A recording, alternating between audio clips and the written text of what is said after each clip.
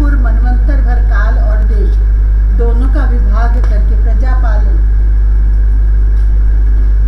और मनुपुत्र मनवंतर भर काल और देश दोनों का विभाग करके प्रजापालन तथा धर्म पालन का कार्य करती है। पंच महायज्ञ आदि कर्मों में जिन ऋषि पितर भूत और मनुष्य आदि का संबंध है, उनके साथ देवता उस मनवंतर में यज्ञ का भाग स्वीकार करते हैं। इंद्र भगवान की दी हुई त्रिलोकी का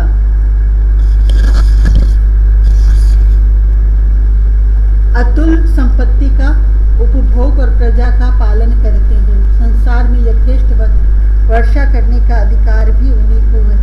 भगवान युग युग में सनक आदि सिद्धों का रूप धारण करके ज्ञान का, याज्ञवल्क्य आदि ऋषियों का रूप धारण करके कर्म का और दत्तात्रेय आदि योगेश्वरों के रूप में योग का उपदेश करते हैं। वे मरीचि आदि प्रजापतियों के रूप में सृष्टि का विस्तार करते हैं।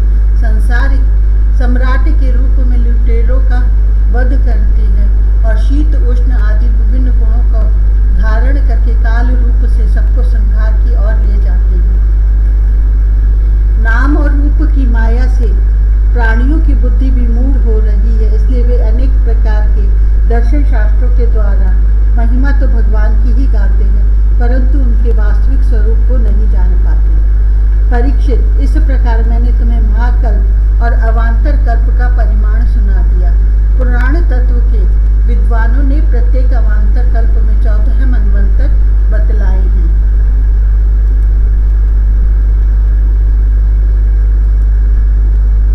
15वां अध्याय, राजा बलि की स्वर्ग पर विजय।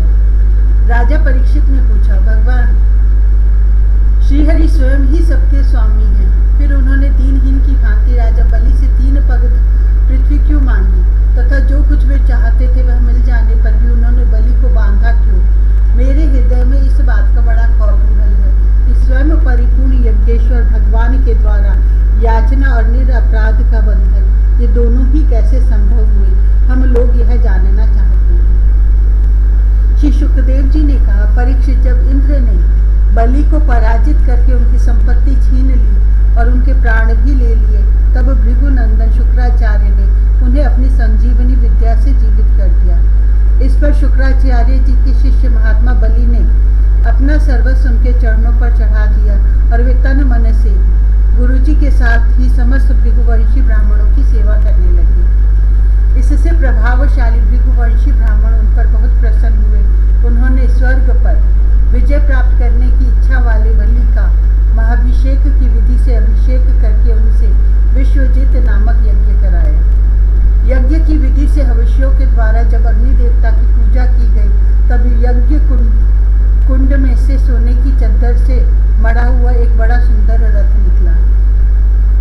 फिर इंद्र के घोड़ों जैसे हरे रंग के घोड़े और सिंह के चिन्ह से युक्त रथ पर लगाने की ध्वजा निकली। साथ ही सोने के पत्र से मढ़ा हुआ दिव्य धनुष, कभी खाली न होने वाले 2 अक्षय तर्कस और दिव्य कवच भी प्रकट हुए। दादा प्रहलाद जी ने उन्हें एक ऐसी माला दी जिसके फूल कभी कुमलाते न थे, तथा शुक्राचार्य जी ने एक शंख दिया। इस प्रकार ब्राह्मणों की कृपा से युद्ध की सामग्री प्राप्त करके उनके द्वारा स्वस्ति वाचन हो जाने पर राजा बलि ने उन ब्राह्मणों की प्रदक्षिणा की और नमस्कार किया। इसके बाद उन्होंने प्रहलाद जी से संभाषण करके उनके चरणों में नमस्कार किया। फिर वे भृगुवंशी ब्राह्मणों के दिए हुए दिव्य रथ पर सवार हुए। जब महारथी राजा बलि ने कवच धारण कर धनुष, तलवार, तर्कस आदि शस्त्र ग्रहण कर लिए और दादा की दी हुई सुंदर माला धारण कर ली, तब उनकी बड़ी शोभा हुई। उनकी भुजाओं में सोने के बाजूबंद और कानों में मकराकृत कुंडल जगमगा रहे थे। उनके कारण रथ पर बैठे हुए वे ऐसे सुशोभित हो रहे थे मानो अग्नि कुंड में अग्नि प्रज्वलित हो रही है। उनके साथ उन्हीं के समान ऐश्वर्य, बल और विभूति वाले दैत्य सेनापति अपनी अपनी सेना लेकर हो लिए। ऐसा जान पड़ता था मानो वे आकाश को पी जाएंगे और अपने क्रोध भरे प्रज्वलित नेत्रों से समस्त दिशाओं को, क्षितिज को भस्म कर डालेंगे।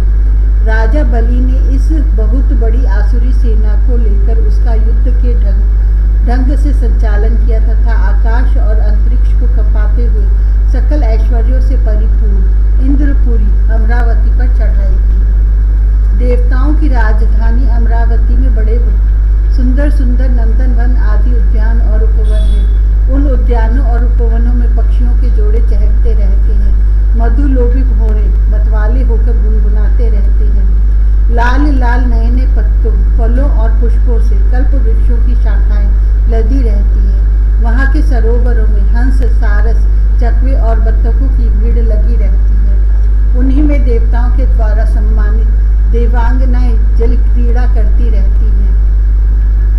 ज्योतिर्मय आकाश गंगा ने खाई की भांति अमरावती को चारों ओर से घेर रखा है। उसके चारों ओर बहुत ऊंचा सोने का परकोटा बना हुआ है, जिसमें स्थान स्थान पर बड़ी बड़ी अटारियां बनी हुई हैं। सोने के किवाड़ द्वार द्वार पर लगे हुए हैं और स्फटिक मणि के गोकुल नगर के बाहरी फाटक हैं। उसमें अलग अलग बड़े बड़े राजमार्ग हैं। स्वयं विश्वकर्मा ने ही उस पुरी का निर्माण किया है।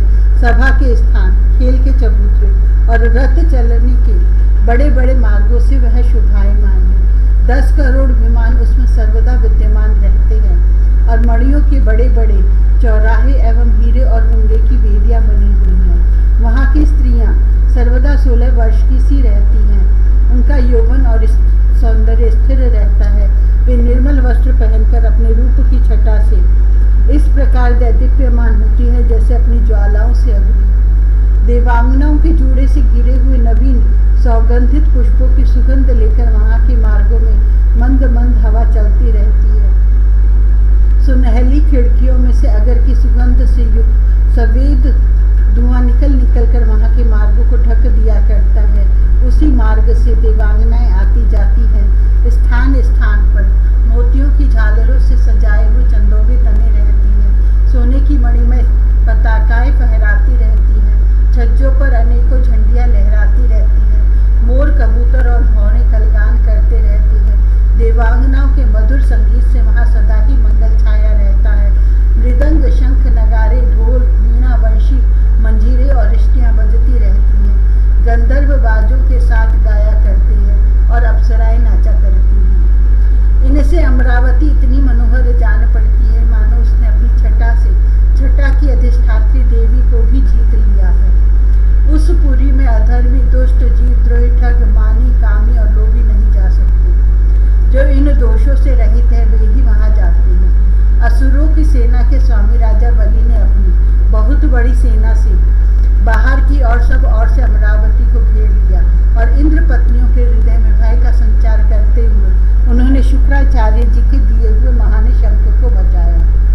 उस शंख की ध्वनि सर्वत्र फैल गई। इंद्र ने देखा कि बलि ने युद्ध की बहुत बड़ी तैयारी की है, अतः सब देवताओं के साथ वे अपने गुरु बृहस्पति जी के पास गए और उनसे बोले, भगवान, मेरे पुराने शत्रु बलि ने इस बार युद्ध की बहुत बड़ी तैयारी की है। मुझे ऐसा जान पड़ता है कि हम लोग उनका सामना नहीं कर सकेंगे। पता नहीं किस शक्ति से इनकी इतनी बढ़ती हो गई है।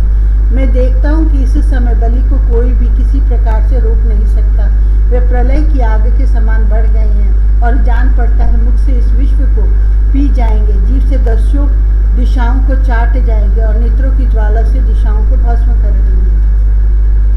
आप कृपा करके मुझे बतलाइए कि मेरी शत्रु की इतनी बढ़ती का, जिसे किसी प्रकार भी दबाया नहीं जा सकता, क्या कारण है? इसके शरीर, मन और इंद्रियों में इतना बल और इतना तेज कहाँ से आ गया है कि इसने इतनी बड़ी तैयारी करके चढ़ाई की है? देव गुरु बृहस्पति जी ने कहा, इंद्र, मैं तुम्हारे शत्रु बलि की उन्नति का कारण जानता हूँ। ब्रह्मवादी भृगुवंशियों ने अपने शिष्य बलि को महान तेज देकर शक्तियों का खजाना बना दिया है।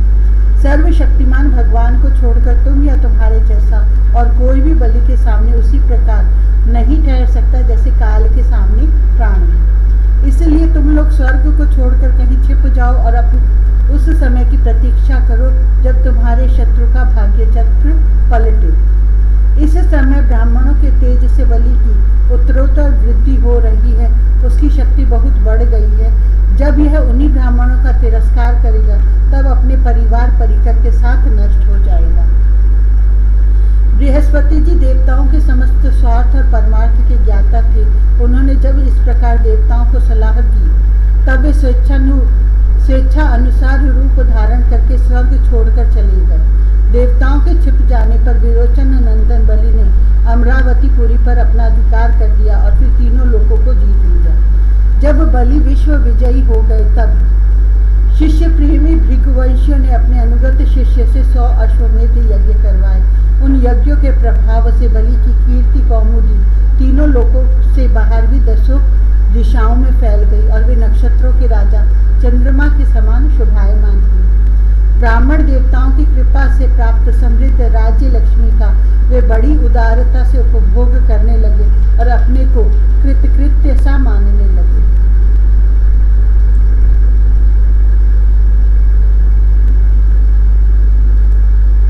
सोलहवां अध्याय।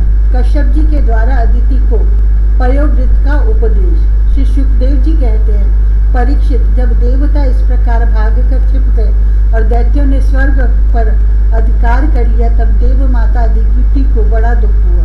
वे अनाथ सी हो गई। एक बार बहुत दिनों के बाद जब परम प्रभावशाली कश्यप मुनि की समाधि टूटी तब वे अदिति के आश्रम पर आए।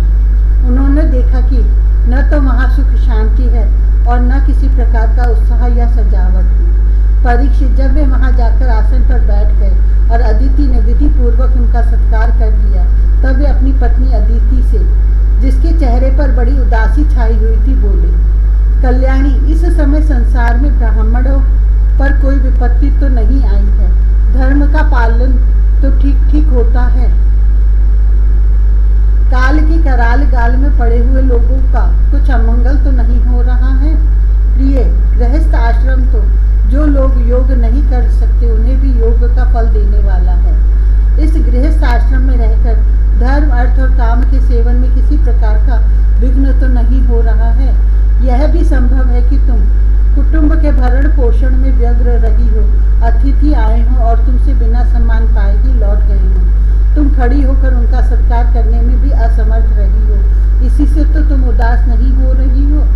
जिन घरों में आए हुए अतिथि का जल से भी सत्कार नहीं किया जाता और वे ऐसे ही लौट जाते हैं, वे घर अवश्य ही गीदड़ों के घर के समान हैं। प्रिय, संभव है मेरे बाहर चले जाने पर कभी तुम्हारा चित्त उद्विग्न रहा और समय पर तुमने भविष्य से अग्नियों में हवन ना किया हो। सर्वदेव में भगवान के मुख हैं ब्राह्मण और अग्नि। गृहस्थ पुरुष यदि इन दोनों की पूजा करता है तो उससे उन लोगों की प्राप्ति होती है जो समस्त कामनाओं को पूर्ण करने वाली है। प्रिय, तुम तो सर्वदा प्रसन्न रहती हो, परंतु तुम्हारे बहुत से लक्षणों से मैं देख रहा हूँ कि इस समय तुम्हारा चित्त अस्वस्थ है। तुम्हारे सब लड़के तो कुशल मंगल से हैं ना? अदिति ने कहा, भगवान, ब्राह्मण, गौ धर्म और आपकी यह दासी सब सकुशल हैं।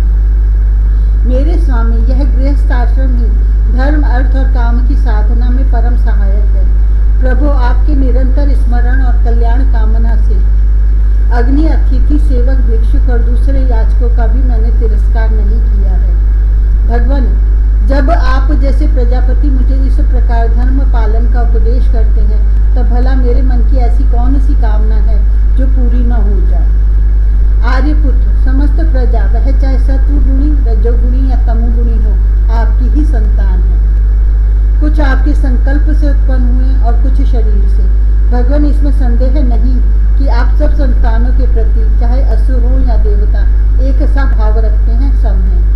तथापि स्वयं परमेश्वर भी अपने भक्तों की अभिलाषा पूर्ण किया करती है। मेरे स्वामी, मैं आपकी दासी हूँ। आप मेरी भलाई के संबंध में विचार कीजिए। मर्यादा पालक प्रभु, शत्रुओं ने हमारी संपत्ति और रहने का स्थान तक छीन लिया है। आप हमारी रक्षा कीजिए। बलवान दैत्यों ने मेरे ऐश्वर्य, धन, यश और पद छीन लिए हैं तथा हमें घर से बाहर निकाल दिया है। इस प्रकार मैं दुख के समुद्र में डूब रही हूँ। आपसे बढ़कर हमारी भलाई करने वाला और कोई नहीं है। इसलिए मेरे हितैषी स्वामी, आप सोच विचार कर अपने संकल्प से ही मेरे कल्याण का कोई ऐसा उपाय कीजिए जिससे कि मेरे पुत्रों को वे वस्तुएं फिर से प्राप्त हो जाएं। श्री सुखदेव जी कहते, इस प्रकार अदिति ने जब कश्यप जी से प्रार्थना की तब वे कुछ विस्मित से होकर बोले, बड़े आश्चर्य की बात है। भगवान की माया भी कैसी प्रबल है। यह सारा जगत स्नेह की रज्जु से बंधा हुआ है। कहाँ यह पंचभूतों से बना हुआ अनात्मा शरीर और कहाँ प्रकृति से परे आत्मा। न किसी का कोई पति है, न पुत्र है और न तो संबंधी ही है। मोह ही मनुष्य को नचा रहा है। प्रियतम संपूर्ण प्राणियों के हृदय में विराजमान, अपने भक्तों के दुख मिटाने वाले जगत गुरु भगवान वासुदेव की आराधना करो। वे बड़े दीन दयालु हैं। अवश्य ही श्री हरि तुम्हारी कामनाएं पूर्ण करेंगे। मेरा यह दृढ़ निश्चय है कि भगवान की भक्ति कभी व्यर्थ नहीं होती। इसके सिवा कोई दूसरा उपाय नहीं है। अदिति ने पूछा, भगवान मैं जगदीश्वर भगवान की आराधना किस प्रकार करूं जिससे वे सत्य संकल्प और प्रभु मेरा मनोरथ पूर्ण करें। पतिदेव, मैं अपने पुत्रों के साथ बहुत ही दुख भोग रही हूँ, जिससे वे शीघ्र ही मुझ पर प्रसन्न हो जाएं। उनकी आराधना की वही विधि मुझे बतलाइए। कश्यप जी ने कहा, देवी, जब मुझे संतान की कामना हुई थी तब मैंने भगवान ब्रह्मा जी से यही बात पूछी थी। उन्होंने मुझे भगवान को प्रसन्न करने वाले जिस व्रत का उपदेश किया था वही मैं तुम्हें बतलाता हूँ। फाल्गुन के शुक्ल पक्ष में 12 दिन तक केवल दूध पीकर रहे और परम भक्ति से भगवान कमल नयन की पूजा करें। अमावस्या के दिन यदि मिल सके तो सुअर की खोदी हुई मिट्टी से अपना शरीर मलकर नदी में स्नान करें। उस समय यह मंत्र पढ़ना चाहिए। हे देवी, प्राणियों को स्थान देने की इच्छा से वराह भगवान ने रसातल से तुम्हारा उद्धार किया था। तुम्हें मेरा नमस्कार है। तुम मेरे पापों को नष्ट कर दो। इसके बाद अपने नित्य और नैमित्तिक नियमों को पूरा करके एकाग्र चित्त से मूर्ति, वेदी, सूर्य, जल, अग्नि और गुरुदेव के रूप में भगवान की पूजा करें और इस प्रकार स्तुति करें। प्रभु, आप सर्वशक्तिमान हैं, अंतर्यामी और आराधनीय हैं। समस्त प्राणी आप में और आप समस्त प्राणियों में निवास करते हैं। इसी से आपको वासुदेव कहते हैं। आप समस्त चराचर जगत और उसके कारण के भी साक्षी हैं। भगवान, मेरा आपको नमस्कार है। आप अव्यक्त और सूक्ष्म हैं। प्रकृति और पुरुष के रूप में भी आप ही स्थित हैं। आप 24 गुणों के जानने वाले और गुणों की संख्या करने वाले सांख्य शास्त्र के प्रवर्तक हैं। आपको मेरा नमस्कार है। आप वह यज्ञ हैं जिसके प्रायणीय और उदयनीय ये 2 कर्म सिर हैं। प्रातः, मध्याह्न और सायं ये 3 सवर ही 3 पाद हैं। चारों वेद 4 सींग हैं। गायत्री आदि 7 छंद ही 7 हाथ हैं। यह धर्ममय वृषभ रूप यज्ञ वेदों के द्वारा प्रतिपादित है और इसकी आत्मा है स्वयं आप। आपको मेरे नमस्कार है। आप ही लोक कल्याणकारी शिव और आप ही प्रलयकारी रुद्र हैं। समस्त शक्तियों को धारण करने वाले भी आप ही हैं। आपको मेरा बार बार नमस्कार है। आप समस्त विद्याओं के अधिपति एवं भूतों के स्वामी हैं। आपको मेरा नमस्कार है। आप ही सबके प्राण और आप ही इस जगत के स्वरूप भी हैं। आप योग के कारण तो हैं ही, स्वयं योग और उससे मिलने वाला ऐश्वर्य भी आप ही हैं। हे हिरण्यगर्भ, आपके लिए मेरे नमस्कार। आप ही आदि देव हैं, सबके साक्षी हैं। आप ही नर नारायण ऋषि के रूप में प्रकट स्वयं भगवान हैं। आपको मेरे नमस्कार। आपका शरीर मरकतमणि के समान सांवला है। समस्त संपत्ति और सौंदर्य की देवी लक्ष्मी आपकी सेविका है। पीताम्बरधारी केशव, आपको मेरे बार बार नमस्कार। आप सब प्रकार के वर देने वाले हैं। वर देने वालों में श्रेष्ठ हैं और जीवों के एकमात्र वर्णीय हैं। यही कारण है कि धीर विवेकी पुरुष अपने कल्याण के लिए आपके चरणों की रज की उपासना करते हैं। जिनके चरण कमलों की सुगंधि प्राप्त करने की लालसा से समस्त देवता और स्वयं लक्ष्मी जी भी सेवा में लगी रहती हैं, वे भगवान मुझ पर प्रसन्न हैं। प्रिय भगवान ऋषिकेश का आवाहन पहले से ही कर लें, फिर इन मंत्रों के द्वारा पाद, आचमन आदि के साथ श्रद्धा पूर्वक मन लगाकर पूजा करें। गंधमाला आदि से पूजा करके भगवान को दूध से स्नान करावें। उसके बाद वस्त्र, यज्ञोपवीत, आभूषण, पाद्य, आचमन, गंध, धूप आदि के द्वारा 12 अक्षर मंत्र से भगवान की पूजा करें। यदि सामर्थ्य हो तो दूध में पकाए हुए तथा घी और गुड़ मिले हुए शाली के चावल का नैवेद्य लगावें और उसी का 12 अक्षर मंत्र से हवन करें। उस नैवेद्य को भगवान के भक्तों में बांट दें या स्वयं पाली। आचमन और पूजा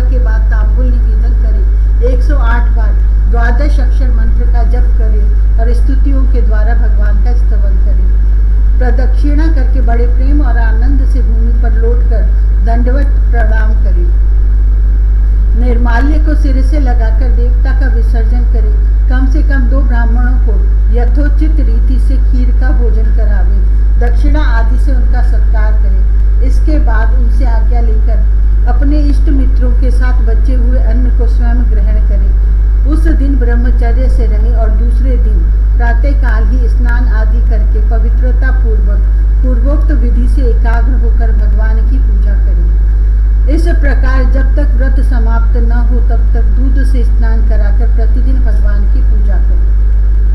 भगवान की पूजा में आदर बुद्धि रखते हुए केवल पयोवृत्ति रहकर यह व्रत करना चाहिए। पूर्ववत प्रतिदिन हवन और ब्राह्मण भोजन भी कराना चाहिए। इस प्रकार पयोवृत्ति रहकर 12 दिन तक प्रतिदिन भगवान की आराधना, होम और पूजा करे तथा ब्राह्मण भोजन कराता रहे। फाल्गुन शुक्ल प्रतिपदा से लेकर त्रयोदशी पर्यंत ब्रह्मचर्य से रहे, पृथ्वी पर शयन करे और तीनों समय स्नान करे, झूठ न बोले, पापियों से बात न करे, पाप की बात न करे, छोटे बड़े सब प्रकार के भोगों का त्याग कर दे, किसी भी प्राणी को किसी प्रकार से कष्ट न पहुंचावे, भगवान की आराधना में लगा ही रहे। त्रयोदशी के दिन विधि जानने वाले ब्राह्मणों के द्वारा शास्त्रोक्त विधि से भगवान विष्णु का पंचामृत स्नान करावे। उस दिन धन का संकोच छोड़कर भगवान की बहुत बड़ी पूजा करनी चाहिए और दूध में चरु पकाकर विष्णु भगवान को अर्पित करना चाहिए।